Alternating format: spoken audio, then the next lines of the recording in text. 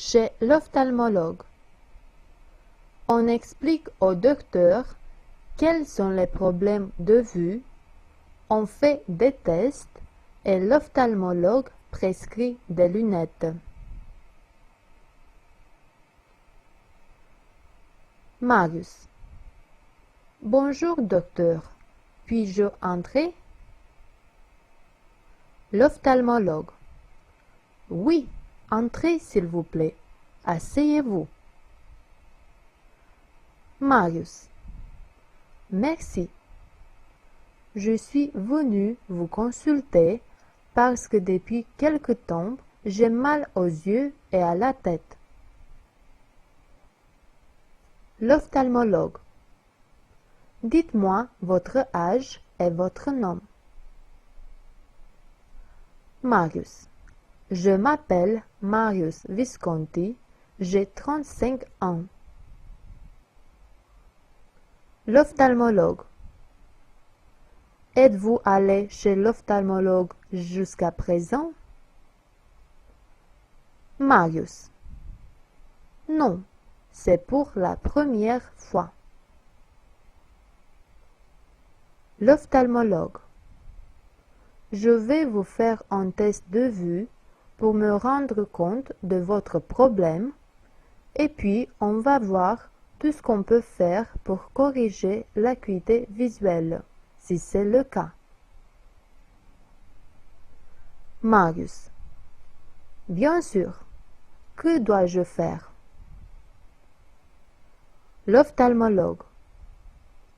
Il faut que vous lisiez les lettres et les chiffres sur le tableau qui se trouve devant vous, de haut en bas. Marius. A, B, F, H, 5, 8, 9. L'ophtalmologue. C'est très bien jusqu'ici. Maintenant, fermez l'œil gauche et lisez avec le droit le deuxième tableau, s'il vous plaît.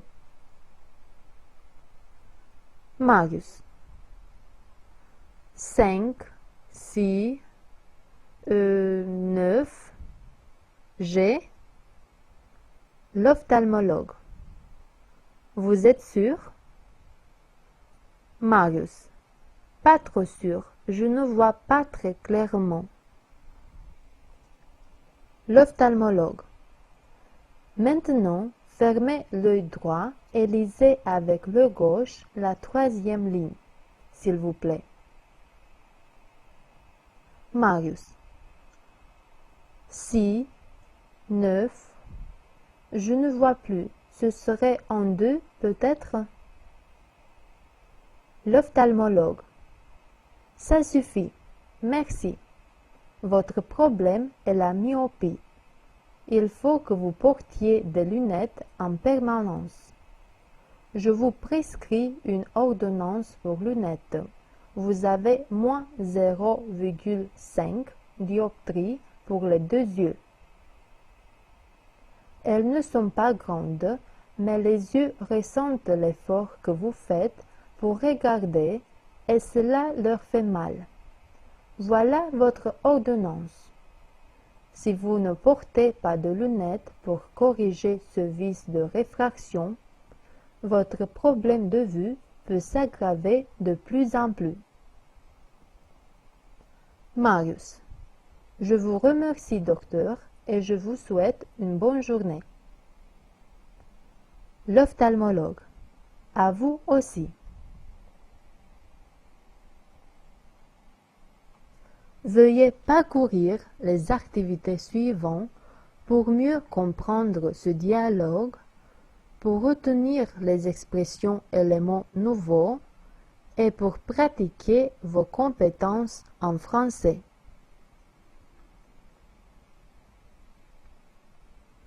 A. Répondez par vrai ou faux aux questions suivantes. 1. Marius va chez l'ophtalmologue parce qu'il a des problèmes de vue. 2. L'ophtalmologue fait un test de vue à Marius. 3. Marius dit à l'ophtalmologue qu'il n'est jamais allé tester sa vue jusqu'à présent. 4. L'ophtalmologue trouve que Marius a des problèmes de vue. 5. Marius doit porter des lunettes pour lire. B. Traduis le dialogue en français à l'aide du dictionnaire et 1. Tire du texte les nouveaux mots et les nouvelles expressions. 2. Fais une proposition avec chacun d'entre eux, chacune d'entre elles. 3. Vérifie ta propre traduction avec la traduction officielle. 4. Trouve des synonymes et des antonymes pour les nouveaux mots. C. Relis le dialogue et 1. Identifie les articles définis et les articles indéfinis. 2. Mets les articles définis et indéfinis trouvés au singulier et au pluriel, masculin et féminin. D. Rédige une composition dans laquelle tu compareras les avantages et les inconvénients, les ressemblances et les différences entre les lentilles de contact et les lunettes de vue.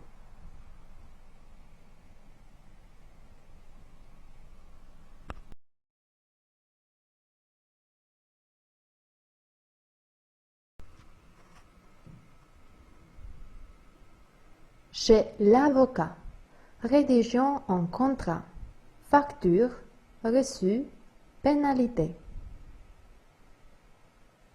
Marius. Bonjour, monsieur l'avocat Rousseau. L'avocat. Bonjour, Marius. Comment vas-tu? Je suis un peu en retard à cause des embouteillages. Marius. Ne vous inquiétez pas, ça va. L'avocat. Et ton associé? Marius. Georges. Oh oui, le voilà. Lui aussi est arrivé. Georges. Bonjour, monsieur l'avocat. Marius. L'avocat. Bonjour. Peut-on commencer?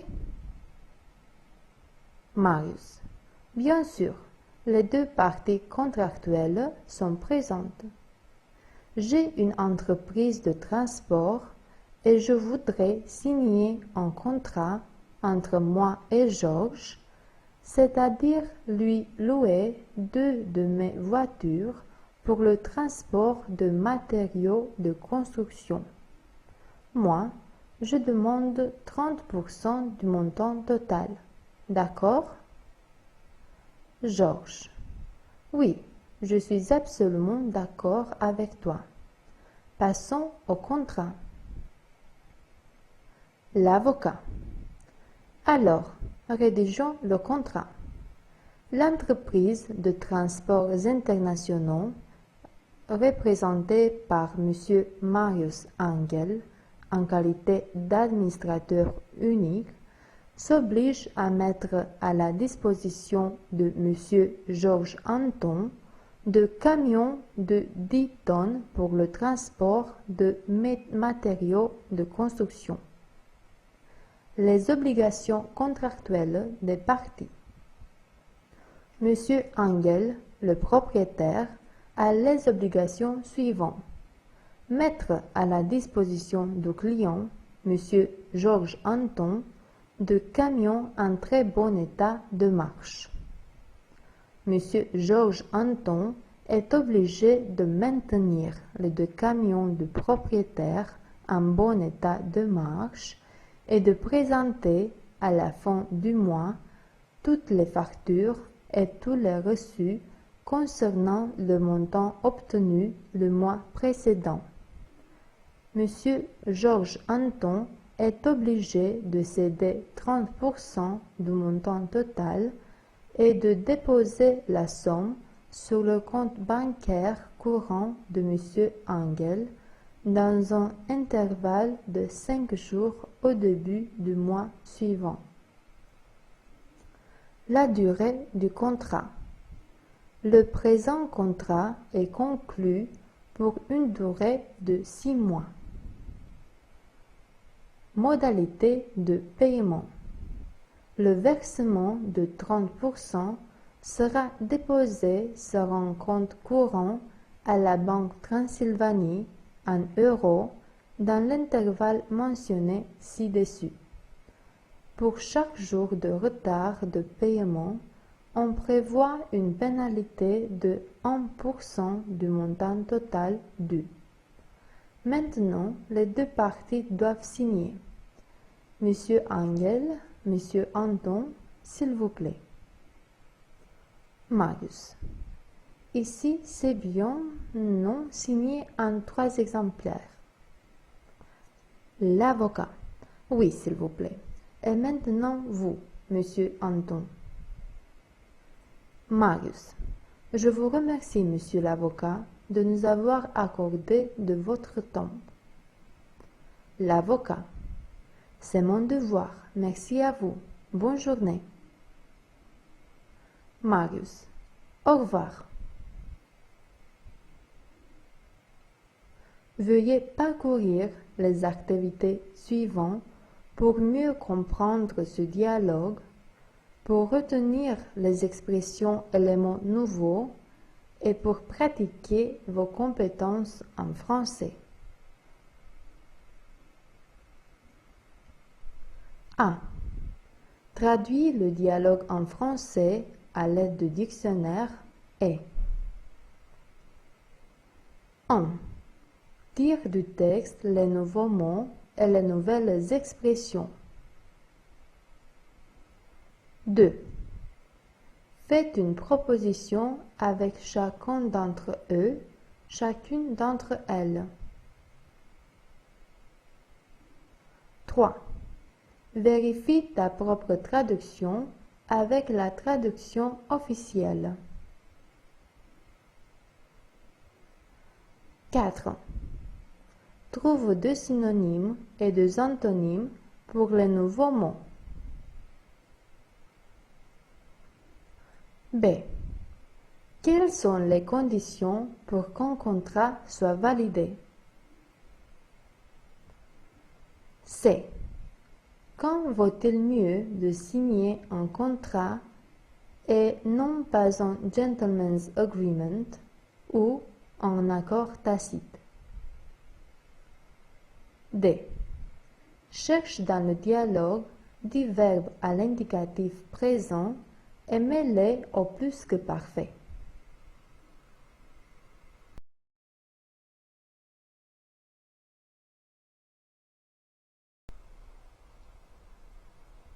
Dans la cuisine. Préparons des plats. Combinez les ingrédients. Pas à suivre. Temps de cuisson. Anne. Salut Rodica. Comment vas-tu? Qu'est-ce qu'on va préparer aujourd'hui à manger? Rodica. Aujourd'hui, on a de la lasagne bolognaise. Sais-tu comment la préparer? Anne.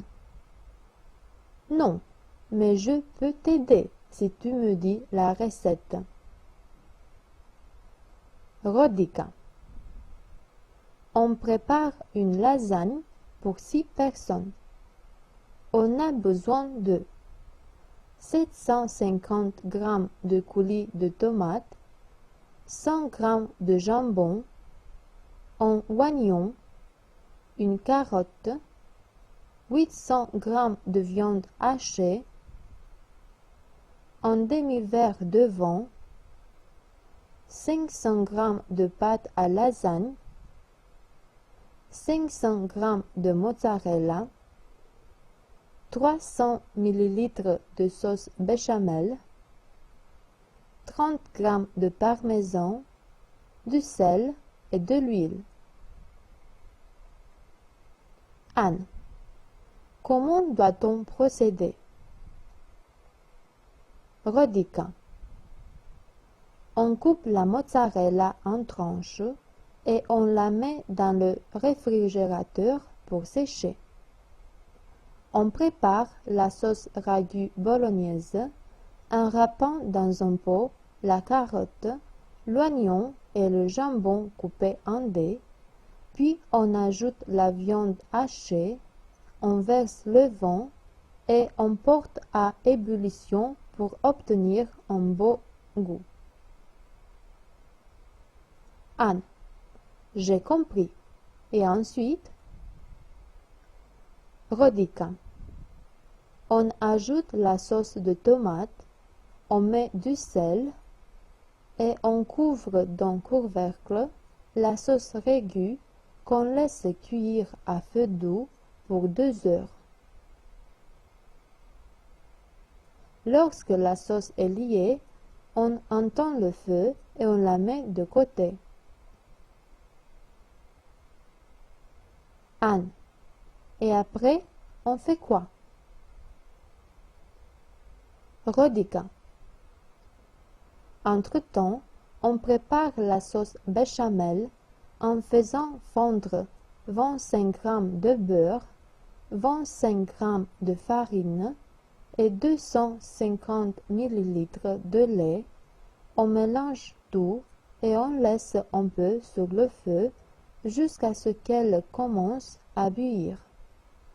Dans un moule beurré, on dispose une couche de sauce béchamel, on met une couche de feuilles de pâte à lasagne et puis on ajoute une couche de sauce ragu. Anne, ce n'est pas du tout difficile. Rodica. Non. Puis on dispose les tranches de mozzarella, on ajoute de sauce béchamel et on parsème le parmesan râpé. Anne. Et on met à nouveau une couche de feuilles de pâte à lasagne et on répète la même procédure. Rodica. Exactement. À la fin, on ajoute sur la lasagne les sauces ragu et béchamel restées et on mélange jusqu'à ce qu'on obtienne une sauce rosée. On y parsème le parmesan resté et on la met au four à 180 degrés. Anne. Combien de temps la laisse-t-on cuire? Rodica. On la laisse 30 minutes, puis on la retire et on la laisse refroidir avant de la trancher et de la servir. Commençons-nous à la préparer maintenant? Anne. Allons-y, je suis impatiente. Veuillez parcourir les activités suivantes pour mieux comprendre ce dialogue, pour retenir les expressions et les mots nouveaux et pour pratiquer vos compétences en français.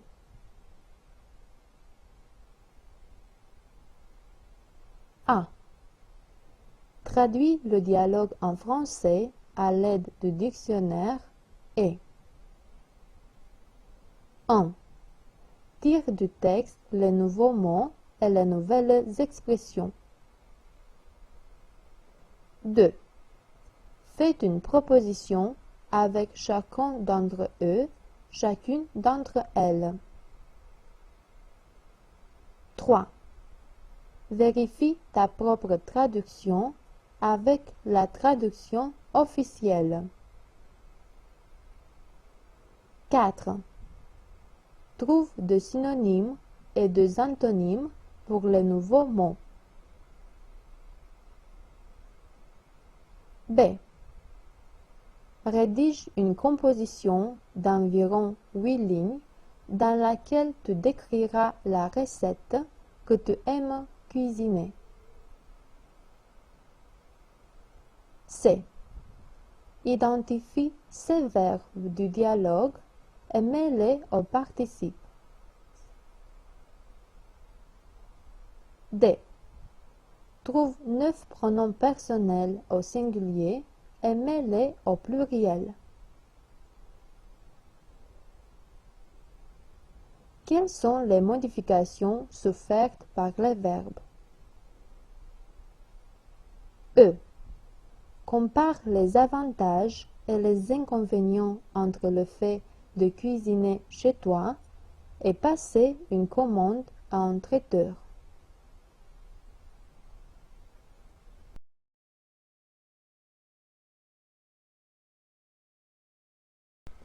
D'où es-tu? Discussion dans le couloir d'une école sur le pays d'origine et la nationalité. Jeanne. Salut, je m'appelle Jeanne. Paul. Bonsoir, moi c'est Paul. Jeanne. D'où es-tu? Paul. Je viens de New York. J'ai 21 ans et je suis américain. Et vous? Jeanne. Je suis de Londres. J'ai 35 ans et je suis anglaise. Que fais-tu ici? Paul. J'étudie la médecine. Jeanne. C'est très joli. Je suis ton professeur.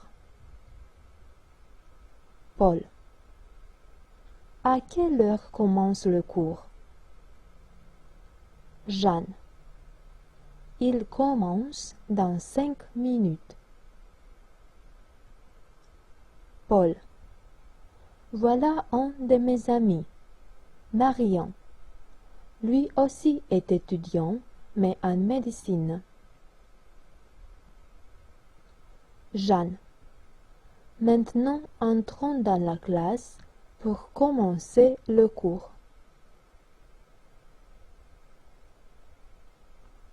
Veuillez parcourir les activités suivantes pour mieux comprendre ce dialogue, pour retenir les expressions et les mots nouveaux et pour pratiquer vos compétences en français. A. Écris sur une feuille de papier ton âge, ta nationalité, ton occupation. B. Lis à haute voix ce que tu as écrit ci-dessus. C. Conjugue le verbe être à l'indicatif présent.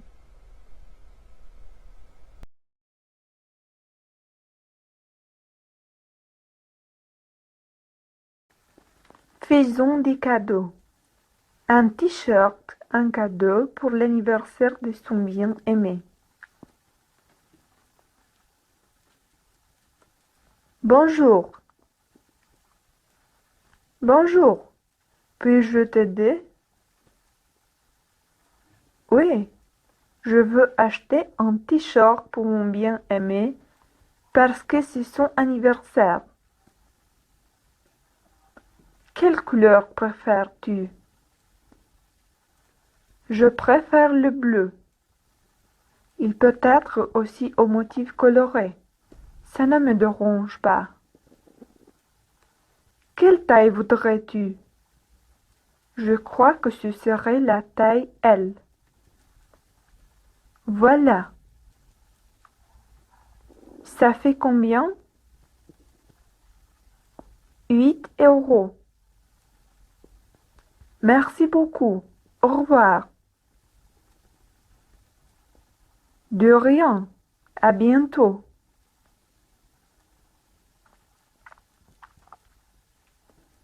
Veuillez parcourir les activités suivantes pour mieux comprendre ce dialogue, pour retenir les expressions et les mots nouveaux et pour pratiquer vos compétences en français.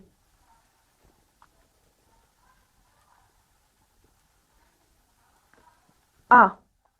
Décris les cadeaux que tu voudrais recevoir pour ton anniversaire. B. Conjugue le verbe donné à l'indicatif présent. C. Lis à haute voix la description faite au point A.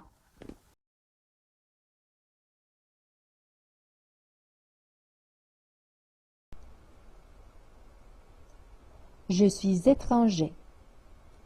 Parlez au guichet d'information et cherchez un bus direction université. Marion. Excusez-moi, y a-t-il un bus qui arrive à l'université? L'employé. Oui, c'est la ligne 9. Le bus s'arrête juste devant la faculté de droit. Marion. Merci, madame. L'employé. De rien. Êtes-vous étranger? Marion. Oui, je suis anglais. L'employé. Depuis combien de temps êtes-vous à Paris?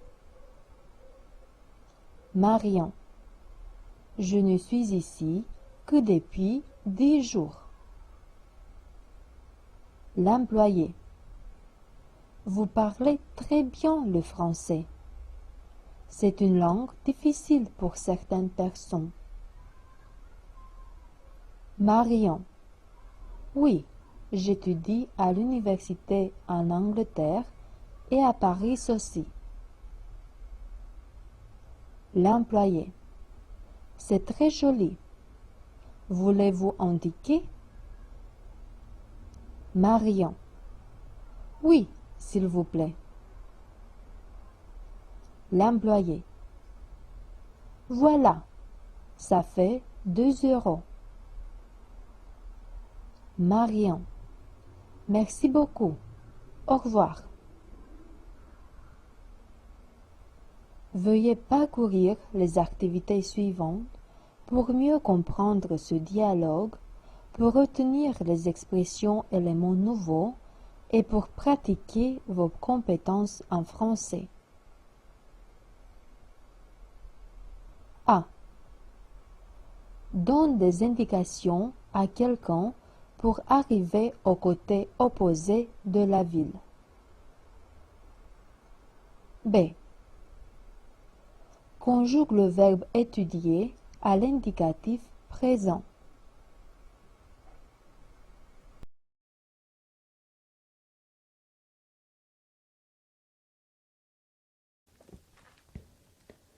Les numéros. Parlons sur les chiffres, les numéros cardinaux et ordinaux. André, dis-nous les numéros cardinaux de 1 à 10, s'il te plaît. 1, 2, 3, 4, 5, 6, 7, 8, 9, 10. Bravo André. Et maintenant, voyons qui sait compter de 11 à 20. Dis Alice. 11, 12, 13, 14, 15, 16, 17, 18, 19, 20. Bravo Alice. Allons un peu plus loin et rappelons-nous comment sont formés les numéros de 20 à 100. Qui sait nous dire? Dis Michel, s'il te plaît. Les numéros cardinaux de 20 à 100 sont formés tels qu'ils suivent.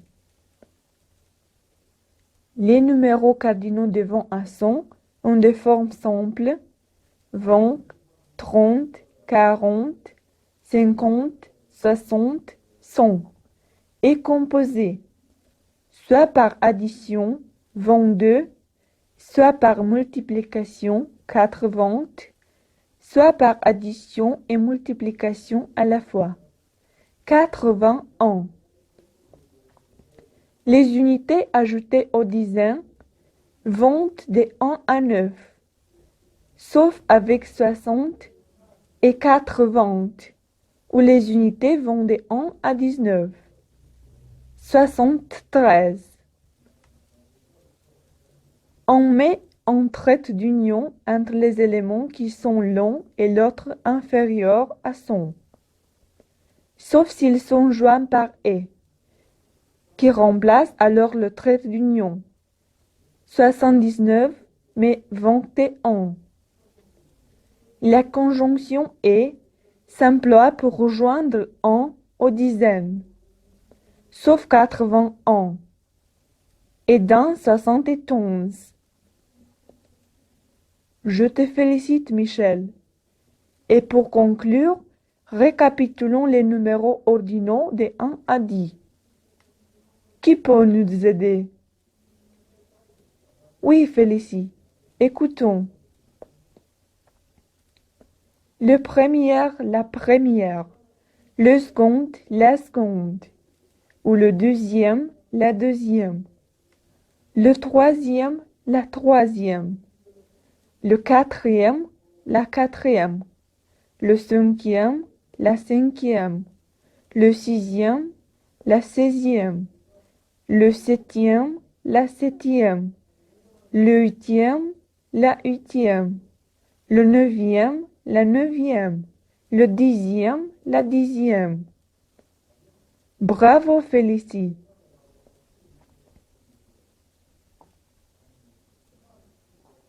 Veuillez parcourir les activités suivantes pour mieux comprendre ce dialogue, pour retenir les expressions et les mots nouveaux et pour pratiquer vos compétences en français.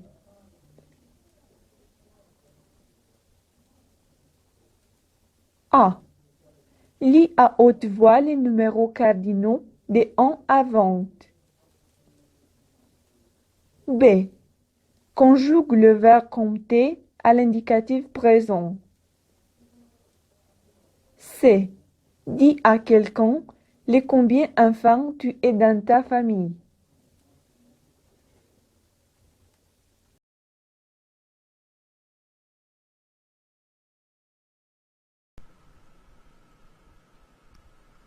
À l'agence de voyage.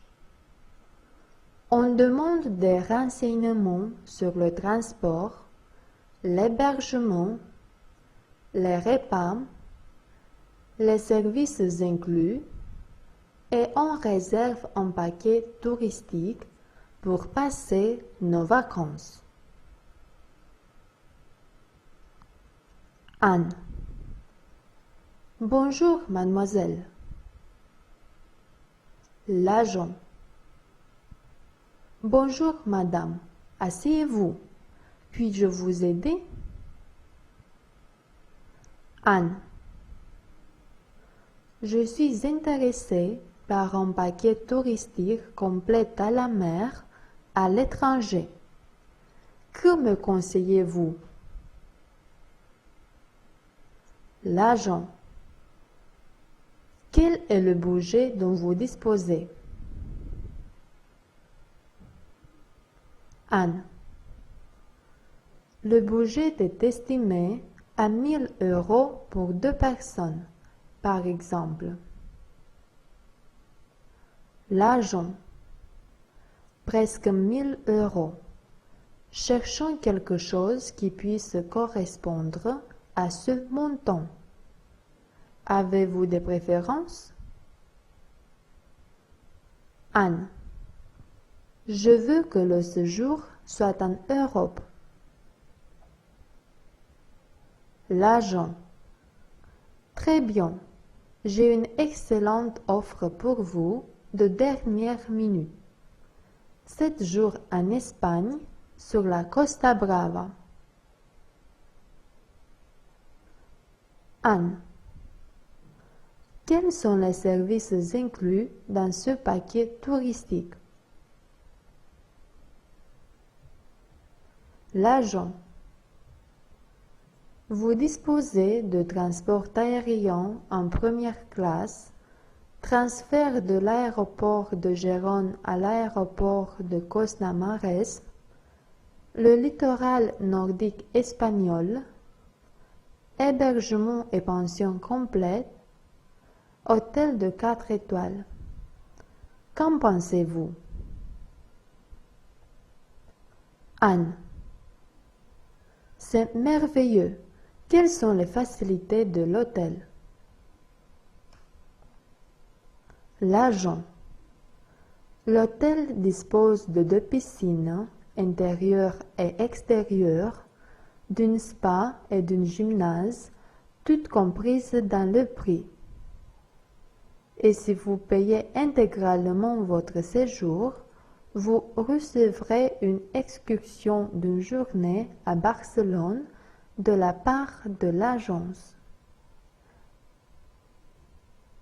Anne. Quelles activités sont incluses dans le voyage à Barcelone? L'agent.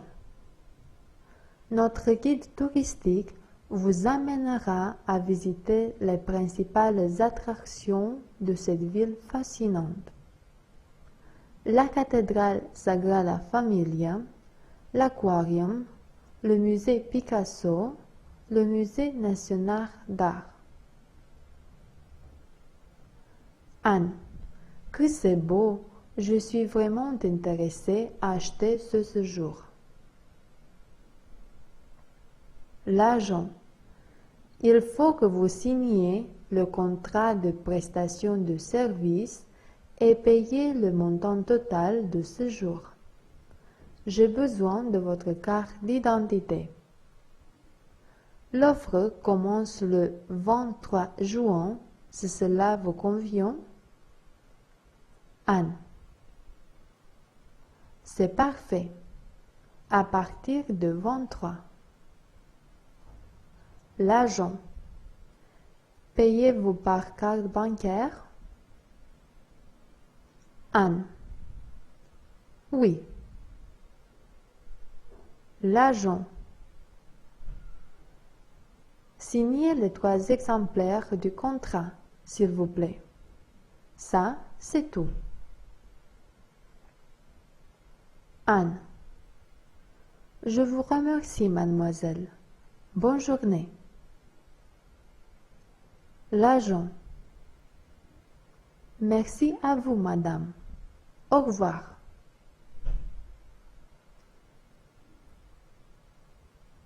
Veuillez parcourir les activités suivantes pour mieux comprendre ce dialogue, pour retenir les expressions et les mots nouveaux et pour pratiquer vos compétences en français. A.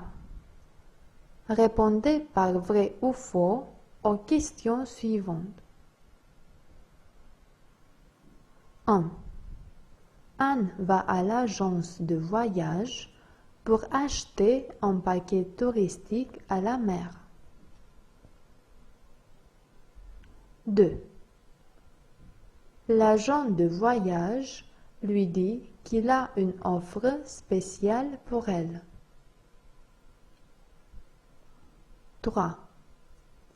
Anne accepte le paquet touristique recommandé par l'agent. 4.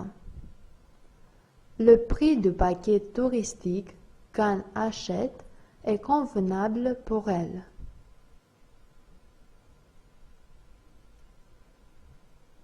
5. La destination de vacances choisie par Anne est la région espagnole Costa del Sol. B. Traduis le dialogue en français à l'aide de dictionnaire et 1. Tire du texte les nouveaux mots et les nouvelles expressions. 2. Faites une proposition avec chacun d'entre eux, chacune d'entre elles. 3. Vérifie ta propre traduction avec la traduction officielle. 4. Trouve des synonymes et des antonymes pour les nouveaux mots. C. Trouve les pronoms relatifs et réfléchis du dialogue et conjugue les verbes pronominaux à l'imparfait. D.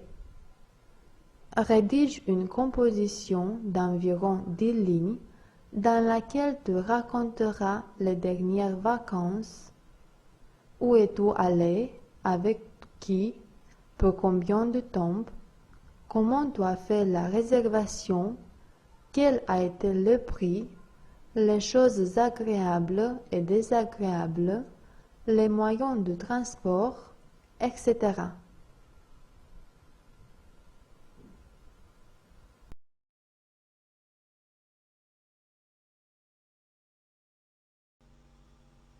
Au restaurant, on parle avec le serveur et on commande à manger et à boire. Bonjour, madame et monsieur. Soyez les bienvenus à notre restaurant. Bonjour, pourrions-nous voir le menu, s'il vous plaît? Bien sûr, le voici. Aujourd'hui, vous avez des réductions pour le menu du jour. Ce restaurant me paraît très bon. Qu'en penses-tu? En effet, as-tu choisi? Oui, je prendrai un potage comme apéritif et un rôti bien cuit sans salade. Et vous, madame, vous avez fait votre choix? Donnez-moi une salade verte aux tomates avec de l'huile et une lasagne. Cela prendra beaucoup de temps? Environ 20 minutes. Qu'est-ce que vous voulez boire, madame, monsieur? De l'eau minérale, s'il vous plaît, et du vin blanc pour le monsieur, et une boîte de cola fraîche. Après 20 minutes. Bon appétit. Merci. C'est une soupe vraiment savoureuse. Tes pâtes, elles sont comment?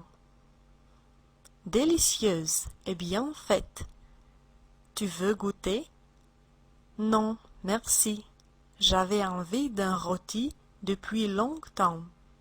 Je ne veux rien de plus. J'ai compris. Alors, attendons le garçon pour lui commander un dessert. Le voilà. Pourriez-vous nous donner le menu des desserts, s'il vous plaît? Oui. Qu'est-ce que vous nous recommandez de prendre? Je vous recommande notre tiramisu. Il est délicieux. Alors, nous en voulons 2. Apprenez-nous la note, s'il vous plaît. Vous payez en liquide ou avec la carte bancaire? Nous vous remercions et nous vous attendons encore. Nous reviendrons sûrement. C'était un plaisir.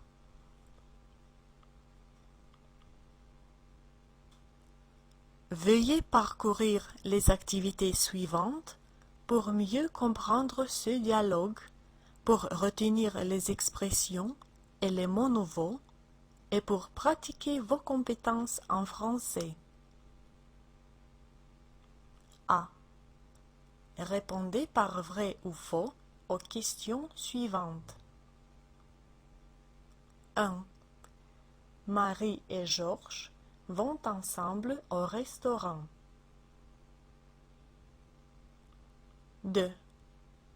Ils y sont très contents du local choisi et de la cuisine. 3. Georges ne veut commander que le plat principal. 4. Marie choisit l'entrée et le plat principal. 5. Les deux ont quitté le restaurant sans payer la note.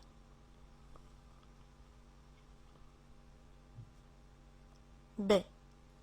Formulez une invitation au restaurant à un ami ou à une petite amie à laquelle vous voudriez offrir une soirée spéciale.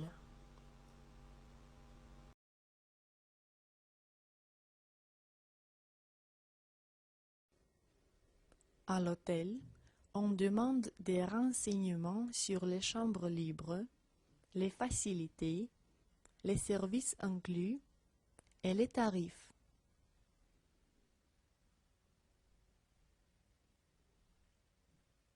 Bonjour madame, monsieur, soyez les bienvenus. Pourrais-je vous aider? Bonjour mademoiselle, avez-vous des chambres libres? Oui, quel type en voudriez-vous? Je voudrais une chambre double pour moi et ma femme. Pour combien de nuits? Pour 3 nuits. Donnez-moi votre carte d'identité, s'il vous plaît. Tout va bien. J'ai enregistré vos données personnelles. Quelles sont les facilités dont nous disposons?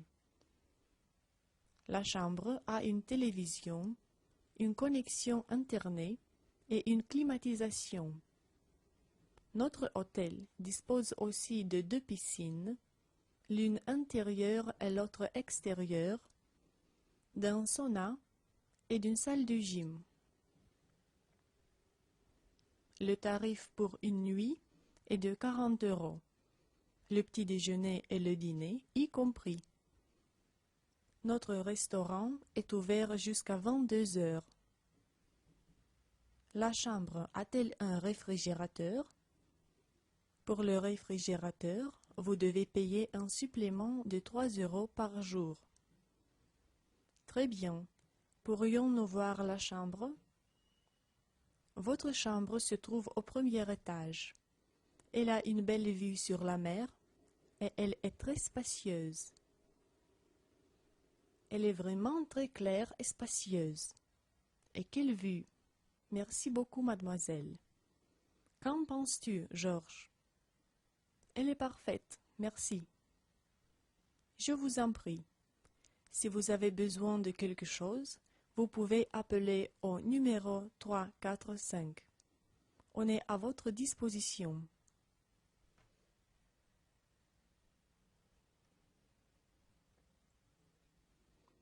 Veuillez parcourir les activités suivantes pour mieux comprendre ce dialogue, pour retenir les expressions et les mots nouveaux, et pour pratiquer vos compétences en français.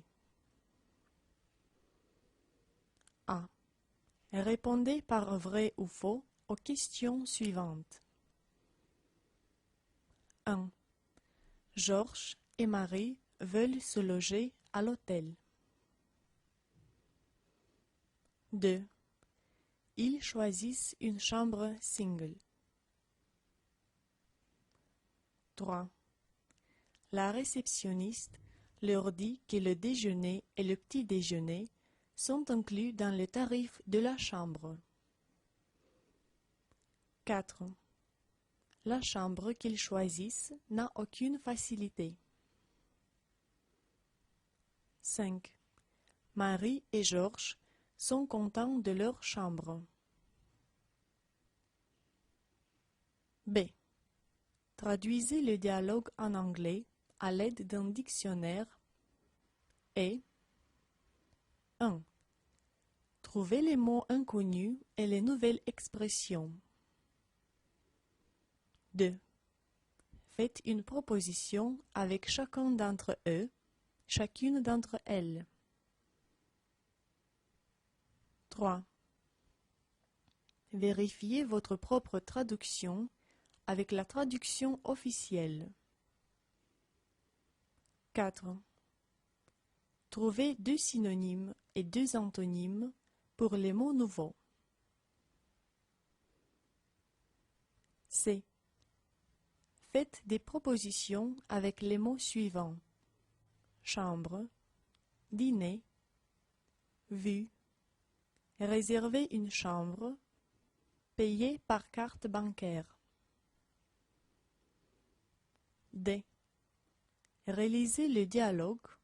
Ensuite, 1. Identifiez 5 verbes à l'indicatif présent que vous mettez au futur simple. 2. Identifiez 7 noms du singulier que vous mettez au pluriel. 3.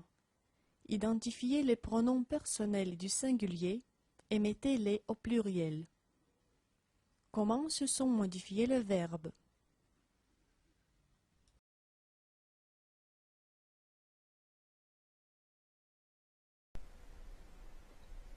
À la poste. On rédige une lettre.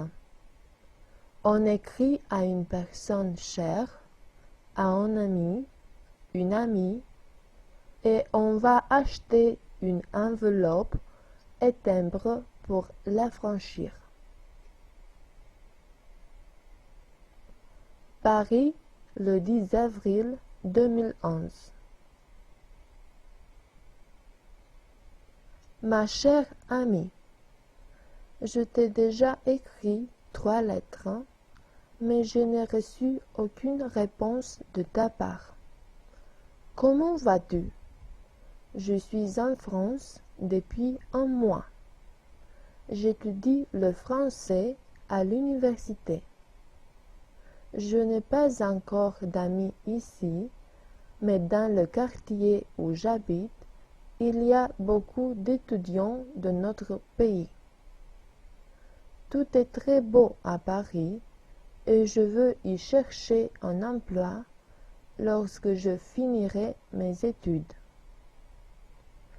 Le français est difficile, mais je l'aime bien. Je ne fais pas beaucoup de fautes. Tu me manques. Je te salue et je salue aussi tous nos amis. J'attends une lettre ou un téléphone de ta part. Amicalement, Rado. L'employé. Bonjour monsieur, pourrais-je vous aider? Rado. Bonjour, oui, je voudrais envoyer une lettre aux États-Unis, s'il vous plaît. Est-il possible? L'employé. Bien sûr, donnez-moi votre carte d'identité. Rado. La voilà. L'employé. Tout premièrement, remplissez ce formulaire type. Rado. Oui, d'accord, voilà, c'est bien. L'employé. Voyons, oui, c'est bien. Il faut que vous achetiez un timbre à 50 centimes et une enveloppe normale. Je vous les donne maintenant. Rado. Ça fait combien? L'employé. L'enveloppe et le timbre coûtent ensemble 1 euro. Mettez la lettre sur la balance, s'il vous plaît, pour voir combien elle pèse. Elle a 100 grammes. Radeau. Je vous dois combien pour affranchir la lettre? L'employé. Dites-moi, comment voulez-vous l'envoyer? Par avion ou un tarif normal? Radeau. Par avion, s'il vous plaît. Quand arrivera-t-elle à destination? L'employé. Alors, vous devez payer 10 €. La lettre arrivera en un jour. Radeau. Merci beaucoup.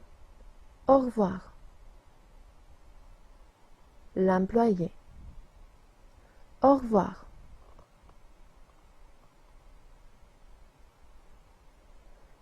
Veuillez parcourir les activités suivantes pour mieux comprendre ce dialogue, pour retenir les expressions et les mots nouveaux et pour pratiquer vos compétences en français. A. Répondez par vrai ou faux aux questions suivantes.